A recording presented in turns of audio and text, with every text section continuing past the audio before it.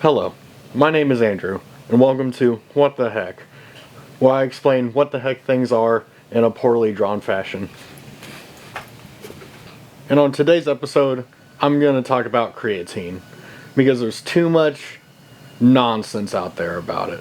Which also looks like this, to all my chemistry nerds who know what you're looking at. Creatine is actually naturally produced within the body itself, from the liver, kidneys, and pancreas. This is from 3 amino acids: arginine, glycine, and methionine. About 1 to 2 grams are produced this way, and 95% of it is stored within skeletal muscle. The rest of it, brain, organs, heart, other tissues. Creatine can also be found in meat products. From a cow, about 1 pound will give you 2 grams of creatine. Through pork, or swine, or pig, however you like to say it, 1 pound will give you 1.5 to 2 grams. From tuna, 1 pound of it will give you 2 grams. And from chicken, 1 pound will give you 0.5 grams. So you could theoretically get the dosage each day that you need just from meat products. But, who's really doing that?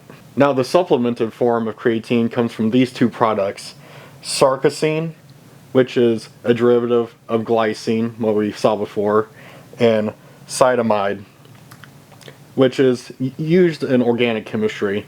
These 2 are combined to produce what we commonly know in the most readily form of creatine monohydrate, which is the most effective, and if you buy anything else, you're getting scammed. There are a few ways how creatine helps you. It helps with the recycling of ATP, or adenosine triphosphate. ATP is the currency used in all cells within the first few seconds of movement. This is in sprinting, weightlifting, powerlifting, any explosive movements. ATP gets depleted quickly and turns into ADP, or adenosine diphosphate. Creatine, when supplemented, donates a phosphate group to ADP, which recycles it into ATP. So it's more of a recycling cycle than adding. Creatine also causes cellular hydration, which pretty much means it draws in H2O molecules into the cell itself, causing the cell to swell. This does not mean that you're bloated or whatever people try to tell you. This is actually a signal for muscle protein synthesis. Some studies have shown that it actually helps enhancing satellite cells or muscle stem cells, which means that it aids in muscle growth and repair. Now, to some of the myths with creatine. Creatine is not a steroid at all. It has none of the same chemical compounds as what testosterone or other like compounds do. They do not function in the same way. Creatine is natural. Anybody can take it. It does not affect the kidneys.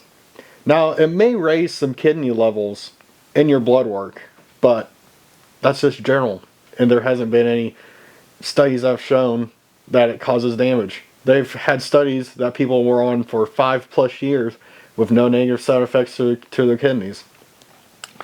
Also, you do not need to cycle on and off creatine. You can take it 5 to 10 grams per day, every day, and stay on it forever. Also, you do not need to load on creatine for the first 2 weeks. You don't need to, do 20 grams a day for 2 weeks to saturate the muscle. Just that 5 to 10. Whatever works for you. Also, the only real side effects noticed is some upset stomach. But that usually only lasts 1 to 2 weeks.